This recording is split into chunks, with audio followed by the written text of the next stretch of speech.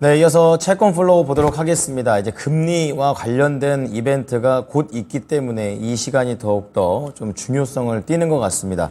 자, 오늘 A판다 파트너스의 신년기 상무 출연해 주셨습니다. 어서 오십시오. 안녕하세요. 네. 보니까 이제 FOMC와 관련해 가지고는 뭐 거의 동결을 가능성이 높은 것 같은데 우선 네. 전망을 상무님께서 어떻게 하고 계십니까? 뭐 동결할 확률이 상당히 높죠. 네. 그래서 현재 그 시카고 상품거래소 페드워치를 보시면 지금 딜러들은 동결 확률을 이제 오늘 새벽 기준으로 한 96% 정도 이렇게 예측을 하고 있습니다. 그래서 거의 동결이네요. 네, 그래서 기준금리 자체가 큰 의미가 있어 보이지는 않고요. 그런데 이제 파월 의장이 이제 기자회견에서 네. 한 세 가지 포인트를 한번 주목을 해봐야 될 것 같습니다. 첫 번째는 기준금리가 과연 끝났는가? 그렇죠. 이 부분인데 사실 인상이 끝나기 전에 연준이 이제 기준금리가 끝났으니까 이제 좀 지켜보겠다 이렇게 말을 하기까지는 아직은 이제 물가 그 이슈가 좀 남아있지 않냐 생각하고 있습니다. 네. 그러면 이제 지난주에 지표를 잠시 한번 짚어보면 PC가 지난주 금요일 날 발표를 했었죠. 예. 그래서 지난주 발표한 내용을 보면 전년 동기 대비 3.4% 그리고 전월 대비 0.4%가 이제 헤드라인이 올랐고요. 네. 뭐 예상치와 거의 비슷했습니다. 그런데 이제 우리가 주목해야 되는 이 핵심 물가 그 부분에서는 각각 3.7% 그리고 0.3%. 그래서 이제 시장 예상보다는 0.1%포인트 정도 높이 지금 발표가 됐거든요. 그 정도면 살짝 높은 거고. 예, 그렇습니다. 그래서 3개월 평균 그 연율로 보면 네. 최근 3개월 동안 한 2.5% 정도 이제 올랐다고 볼 수 있는데 네. 좀 약간 혼재돼 있죠. 이게 이제 많이 올랐다, 적게 올랐다 네. 하기엔 좀 애매한 거죠. 네, 네. 둔화되고는 있지만 그 레벨 자체는 좀 높다 이렇게 볼 수 있는데요. 그 정도. 예. 그리고 이제 어젯밤 발표했던 그 고용 비용 지수 우리가 흔히 ECI라고 부르는데요. 네. 이제 이 그래프는 사실 그 파월 의장이 상당히 주목을 해서 보는 그런 지표가 되겠습니다. 그러니까 회사 입장에서 사람 쓸 때 네. 얼마 주는지 요거 네. 거죠. 예. 우리가 흔히 이제 임금을 볼 때 크게 두 가지 지표가 중요한데 우리가 매월 초 금요일 날 첫째 주 금요일 날 발표하는 시간당 임금 같은 경우에는 우리 시간급을 받는 그 근로자에 대해서 조사를 해서 이제 나온 거고요. 파트타임. 네. 예. 이제 뭐 파트타임이라 볼 수도 있고 네. 정규직이기도 하지만 보통 베이스를 일주일 단위로 받거든요.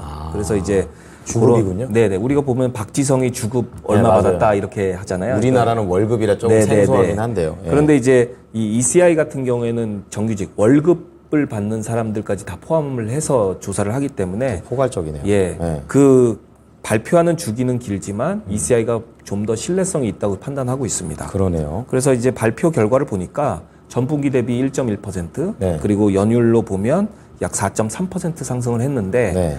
우리가 보통 그 기준점을 볼 때는 한 0.8%에서 0.9% 분기당 이렇게 보고 있습니다.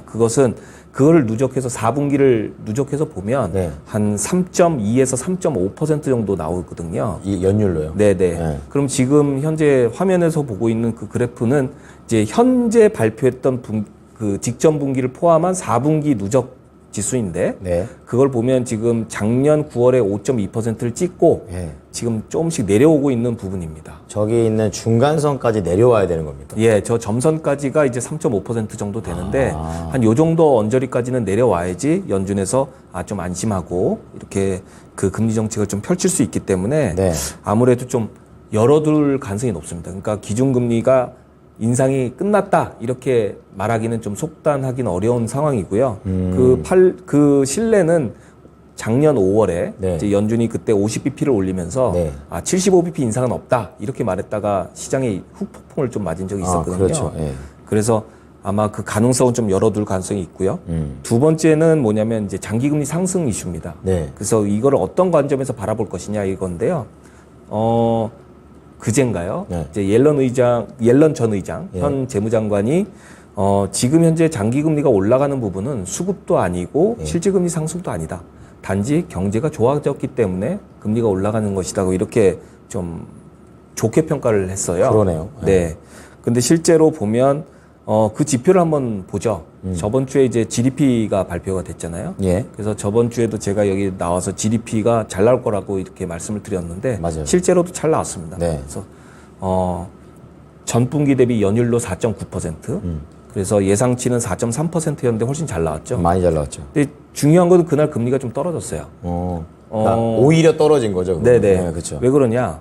그럼 이게 지속 가능한 GDP 지수냐? 이렇게 판단을 했을 때는 그게 아니라는 이제 시장 평가였던 거죠. 잠깐으로 보는군요. 네. 그래서 그 일례가 이제 저번 주에 역시 PC하고 같이 발표했던 네. 개인 소비 그리고 개인 소득 지표를 보면 알 수 있는데 네. 사실 미국의 GDP는 70%가 소비로 이루어져 있습니다. 우리나라하고는 완전 다르고 네, 수출인데. 네. 우리나라는 이제 제조업 베이스니까 사실 소비의 비중이 좀 작은데 미국은 그래서 소비가 늘어나야지 GDP가 올라가는 구조거든요. 그렇게 되는 거죠. 예. 그러면 그 소비가 계속 지속될 것이냐 이런 부분에 좀 퀘스천 마크가 달려 있는 거죠. 그리고 그 이제 얘가 지난주에 발표했던 그 지표였는데 네. 개인 소득은 0.3% 전월 대비 올랐어요. 예. 근데 개인 소비는 0.7% 올랐습니다. 그럼 버는 거보다 더 많이 쓴다는 네, 거예요? 그런 거죠.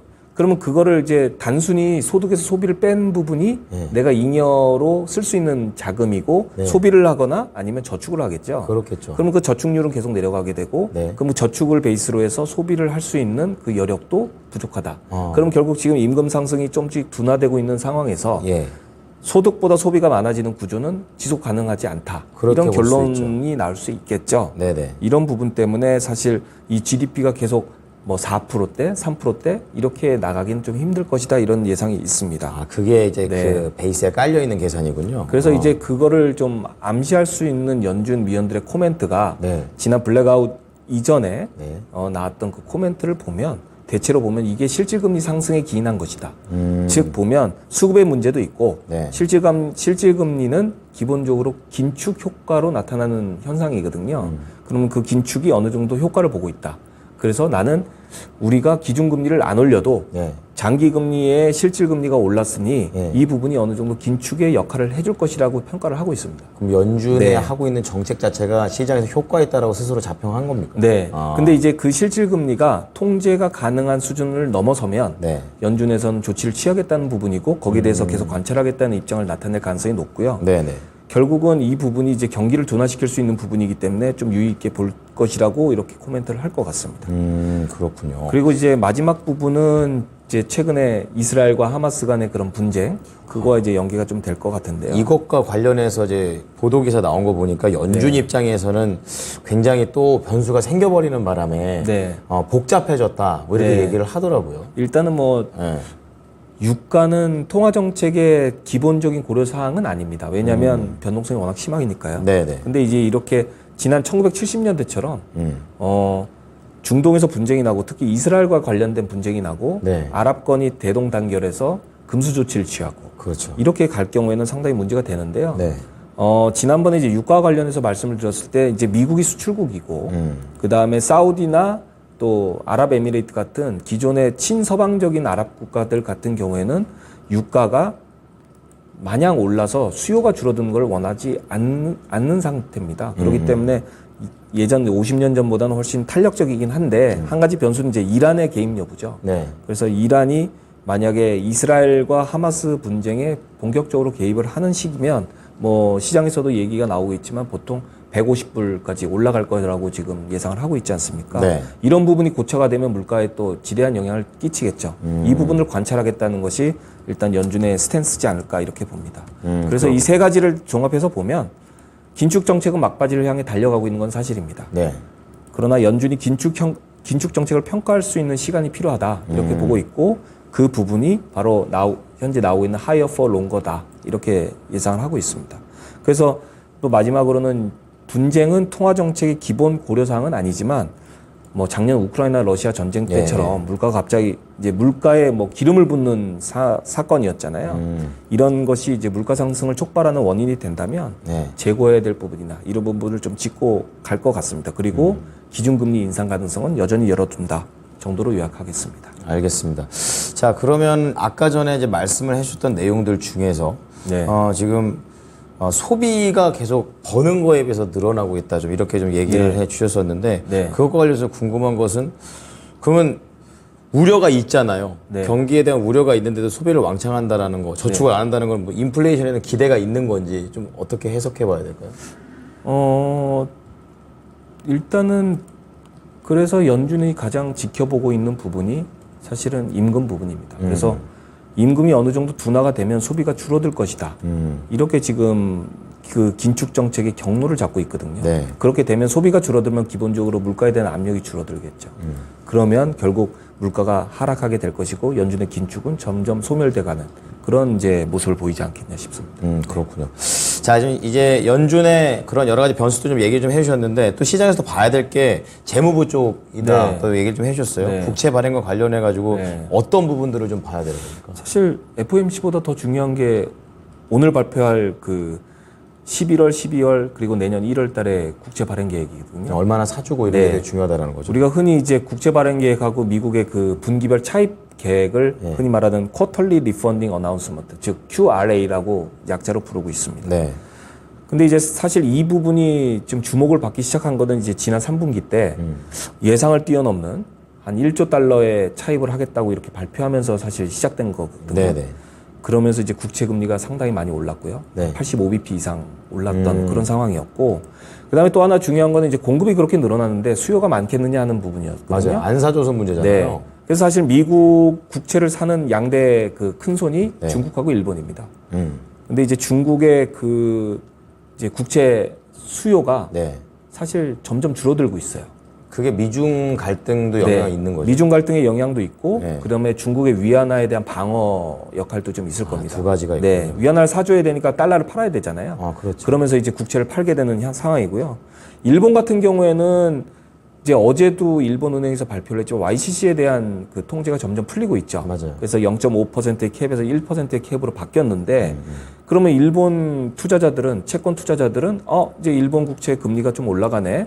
그럼 일본 투자자들은 기본적으로 엔화를 달러로 바꿀 때 해지를 합니다. 예. 환변동을 막게 되는데, 그 비용을 감안한 미국 국채 수익률이 그동안 일본 JGB, 즉 일본 국채보다 좋았는데, 네. 이제 일본 국채 금리가 올라가니까 그걸 할 수가 없는 예, 매력이 좀 떨어지는 거죠. 그렇죠. 그래서 일본도 지금 그래프와 같이 점점 하락하고 있는 그런 모습을 보이고 있습니다. 아, 그렇군요. 그래서 이제 사실 이번 4분기 그 차입 규모하고 네. 오늘 밤에 발표할 국채 발행 계획이 상당히 중요한데요. 네. 기본적으로 지난 월요일이죠. 지난 월요일 날 4분기 차입 규모를 발표했는데 네. 시장에서는 사실 8,500억 달러 정도 차입을 예상을 했었어요. 4분기에. 네. 근데 실제로는 7,760억 달러 차입을 하겠다고 하회했네요. 예, 하회를 했고요. 그다음에 이제 다음 분기까지 보통 6개월치를 발표를 하는데 내년 1분기인가요? 네, 내년 1분기 때는 8,160억 달러를 발표하겠다. 이렇게 지금 얘기를 하고 있습니다. 그래서 이제 요거를 베이스로 오늘 이제 국채 발행을 하는데 그러면 좀 약간 헷갈릴 거예요. 차입 계획은 분기별로 하는데 왜 국채 발행은 11월, 12월, 1월로 하느냐? 약간 시기가 다르니까 시차도 네, 생기고 약간 헷갈리죠. 있죠. 예. 왜 그러냐면 우리 미국 국채 벤치마크 만기가 몇 년입니까? 글쎄요. 10년이잖아요. 그러니까 2년, 10년, 네. 30년 요거 이제 말씀하시는 예, 보통 우리가 10년 발행 그 만기 주기가 그게 벤치마킹이에요? 네, 예, 벤치마킹. 2월, 5월, 8월, 11월입니다. 그래서 이제 발표 시기가 2월 초, 5월 초, 8월 초, 11월 초가 되는 거고요. 네네. 그래서 그 10년짜리를 기준으로 이제 발표를 하다 보니까 오늘 밤에 발표를 하게 되는데요. 지난 분기에 놀랐던 부분은 바로 이런 부분입니다. 다시 화면에 나오겠지만 그때 당시 2년, 5년, 10년짜리 그 발행 계획이 네. 월 30억, 그 다음에 30년물이 월 20억 달러가 더 발행이 됐어요. 어떻게 해석해야 됩니까? 그거는 일단 저번에 한번 제가 코멘트를 한번 드렸었는데 6월 달에 사실 부채 한도 협상 때문에 쭉 밀렸었잖아요. 네. 그때 채권을 발행을 못했어요. 네.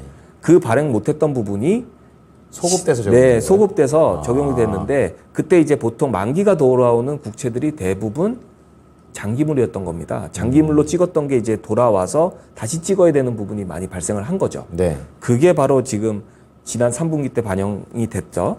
이제 8, 9, 10월 달에.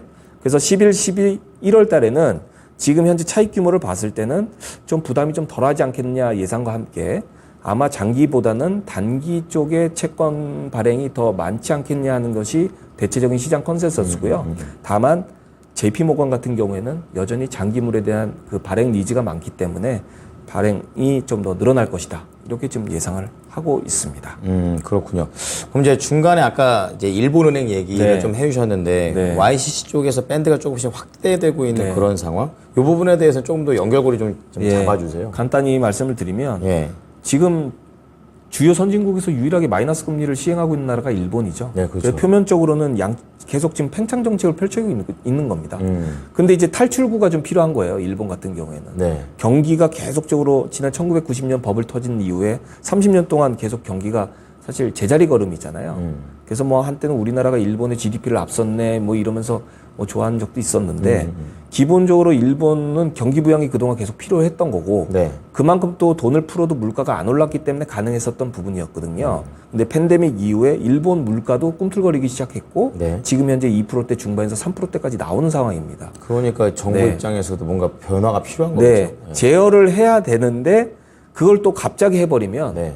지난 1990년에 버블 터진 것처럼 상당히 부작용이 예상이 되거든요. 그걸 또 피하려고 하겠네요. 그렇습니다. 네. 그렇기 때문에 일본의 통화 정책은 크게 세 가지로 나눠지는데 단기 금리는 이제 단기 금리는 기준금리 마이너스 0.1%로 지금 유지를 하고 있고요. 네. 그 다음에 우리가 QQE라고 그래서 네.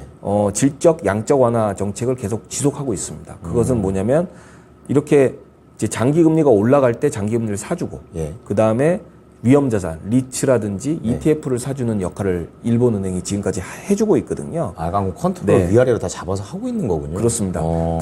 그 마지막에 방점이 찍힌 게 바로 YCC입니다. 아. 그러니까 일드컵 컨트롤이라고 하는데 장기 금리를 지금 잡고 있죠. 그러니까 그걸 넘어가게 되면 더 사서 낮춰버리고 네, 이런 낮춰버리는 거잖아요. 거고 그 밴드를 이제 정하게 되는데 예. 이번 일본 이제 은행의 통화 정책 결정은 뭐냐면 기존의 캡을 0.5%에서 1%로 올린다. 네. 그리고 그 밴드는 예. 1%를 초과하더라도 당분간 놔둔다는 게 골자입니다. 약간 풀어버린 네. 거군요. 그래서. 그러니까 점점 서서히 풀어가는 그런 모습을 보이고 있고요. 결국 그것은 향후에 이제 일본 엔화가 다시 이제 강하게 될 수 있는, 지금 많이 약해졌잖아요. 그런데 일본 엔화가 강하게 되고 일본 금리가 어느 정도 상승 요인, 이제 상승을 네네. 이제 용인하는 그런 이제 모습을 좀 보이게 됩니다. 보통 이제 YCC에 대해서 한 가지 더 말씀을 드리면 보통 YCC는 단기 금리에 좀 적용을 하는 경우가 많습니다. 그러니까 지금 마이너스인 그거 말씀하시는 거예요? 그건 아니고요. 네. 지난 이제 팬데믹 때 예. 호주 중앙은행이 아, 네네. 3년짜리 국채에 대해서 0.25%로 YCC를 한 2년 정도 했던 적이 있습니다. 1년 반 정도 했었죠. 2021년에 이제 없어졌으니까. 그것은 뭐냐면 기준금리가 내가 계속 제로금리를 유지하겠다. 내가 계속 저금리를 유지하겠다는 것에 대한 어떻게 보면 개런티거든요. 근데 장기금리를 YCC 한다는 것은 상당히 좀 리스크가 있죠. 그렇죠. 어느 정도 달고 가는 거죠. 어떻게 될지 모르겠어요. 요인이 여러 가지 요인이 있기 때문에 네. 이 부분에 대해서는 상당히 위험도가 있는데 사실 미국이 2차 대전 때 YCC를 10년짜리를 한 적이 있었고요. 그 이후에 이제 일본이 지금 하고 있는 건데 이 부분에 대해서 상당히 좀 부작용이 많습니다. 왜냐하면 지금 현재 일본 국채를 보유하고 있는 대부분의 국채 보유자가 일본 은행이에요. 네. 그러니까 실제 유통량이 10%에서 15%밖에 되지 않으니까 결국은 일본 은행에서도 이 부분에 대해서 점진적으로 엑시스를 해야 되는데 네. 실제는 그러지 못하고 있다. 못 빠져나오고 있는 그럼 거죠. 결국 점진적으로 금리 밴드를 올려서 투자자들에게 유인을 줘야 된다. 이런 지금 말씀을 드립니다. 네. 자, 그럼 이제 일본 상황까지 좀 말씀을 해주셨는데, 그럼 이러한 내용들을 종합했을 때 채권 시장의 전략을 좀 간략하게 해주신다면 어떻게 할까요? 계속 말씀을 드리지만 예. 미국의 금리는 어느 정도 5% 초까지는 갈 수 있다. 그 부분은 열어두고 가셔야 되는데 실제로 보면 5% 잠깐 찍었다가 지금 내려왔죠. 예. 그런 부분이 또 있고 확 넘어가진 않아요. 네. 예. 점진적으로 이제 기준금리가 거의 동결 쪽, 그러니까 이제 거의 이제 고점까지는 왔다. 한 번 정도 올리는 게 이제 남았는데, 올해라고 보세요. 뭐 빠르면 올해? 말하면 올해. 네, 내년에는 좀 어렵다고 봅니다. 그렇군요. 네, 왜냐하면 이게 이제 경기라는 게 보통 이제 후행 선행이 있고, 그렇죠. 보통 경제 지표가 후행, 특히 이제 고용 지표는 가장 후행하는 지표 중에 하나이기 때문에, 네네. 이 부분을 확인하기까지는 사실 기준금리를 멈추고 긴축을 어느 정도 좀 유지한 상황에서 좀 몇 달 봐야 되는 상황이거든요. 그렇기 때문에 기준금리를 다시 올리는 상황이면 뭐 물가가 다시 튄다거나 이런 이벤트가 발생하지 않으면 어려울 거라고 보면 네. 결국 장기금리는 상방보다는 하방 쪽에 좀 저는 비중을 좀 두고 있고 네. 다만 크레딧은 계속적으로 비쌉니다. 그 비싸다는 거는 일드 자체는 올라가 있지만 네. 우리가 크레딧의 가격을 평가하는 스프레드라는 부분, 그러니까 회사채 수익률에서 국채 수익률을 빼면 그 스프레드가 나오거든요. 네. 그 스프레드는 여전히 낮은 수준이기 때문에 크레딧 채권에 대한 그 투자는 아주 단기물이 아니면 단기물도 충분히 수익률이 높으니까 좀 지양을 했으면 좋겠습니다. 네. 자, 상품별로 어떻게 해야 될지 이러한 부분들 잘 참고해 보겠습니다. 오늘 말씀 감사합니다. 감사합니다. 자, 오늘 채권 플로우는요, A판다 파트너스의 신년기 상부의 의견을 들어보셨습니다.